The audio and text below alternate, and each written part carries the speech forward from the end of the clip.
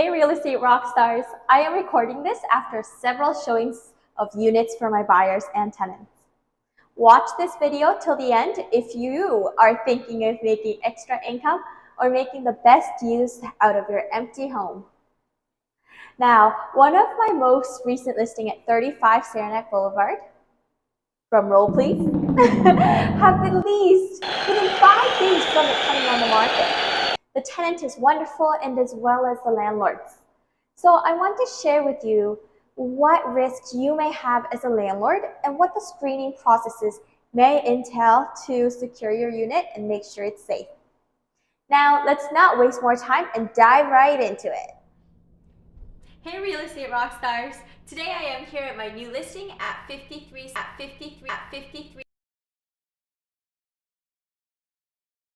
Saranac Boulevard.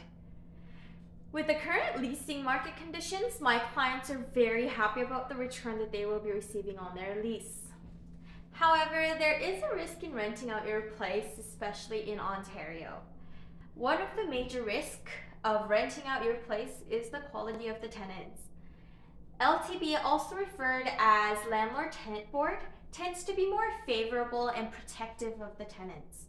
Therefore, screening and finding the suitable tenant for your home is crucial. Now, these are the things that I do as a real estate professional to ensure the risk is minimized as much as possible. To start this off, having a valid piece of ID of the tenant is so important. This confirms the identity of the client and you can use it to match up with the rest of the documentation that you receive from them. Number 2 is the credit score.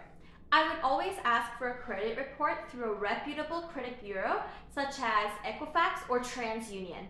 Reviewing the credit report and any accompanying notes will also allow you to accurately gauge the tenant's credit score. Generally, 650 and higher is worth considering for a tenant. Note the maximum score is 850, and here is the standard credit range that most credit bureaus use. Here's an example of the credit score range provided by the Equifax. Credit scores in Canada can range from 300 to 850. As you can see in the chart, the higher the credit score, the lower the risk to the landlord. Conversely, the lower the credit score, the higher risk of default or risk of non-payment for the landlord. And as we've learned from earlier part of the video, if it was taken to the landlord-tenant board, LTB will be more favorable for the tenants. Generally, a score from 300 to 669 is considered poor or fair, and 670 and above would be considered good or better. It would be best to look for tenants with the credit scores in the good to excellent range. So there are many factors involved in calculating a credit score. These may include number 1, your payment history. So this basically includes information about how you repay the credit you have already extended, such as number 1, your credit cards, line of credit, home equity loans, finance, company accounts, auto loans, student loans, blah, blah, blah. So have you been making those payments on time? And things like that. That takes about 35% when evaluating your score. And then number 2 is the use credit versus available credit. So a key part of it is how much of the total available credit is being used. The maximum amount that you could use and you could charge against a particular credit amount, and that takes about 30%. Number 3 is the credit history. So it really looks at the history of how long you've had the credit files. Generally, creditors like to see that you've been holding a credit card or your credit history has been continuous for at least a few years.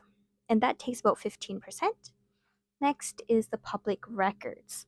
So for those individuals who have history of bankruptcy or any collection issues, that may be considered risky, and the presence of these events may have a significant impact on the credit score, and that takes about 10% of the score. Last but not least is the inquiries.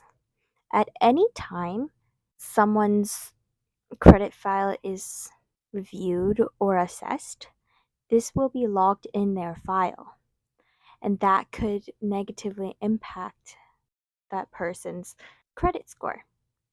There are two types of checks per se. One is the hard check, and the other one is the soft check. So, soft checks usually do not impact the person's credit score. However, hard pulls will. Next, I would ask for an employment letter and pay stubs. This is to ensure the client has sufficient funds to cover the monthly rental costs. In the case the tenant is a new immigrant or student, I would generally ask for copies of their bank statements. Number 4, rental application. I provide rental application to the tenants to submit it with their offer. It includes important information like references, work history, and previous residences. This helps to understand the tenant's rental background and their history. Last but not least is the third-party confirmations.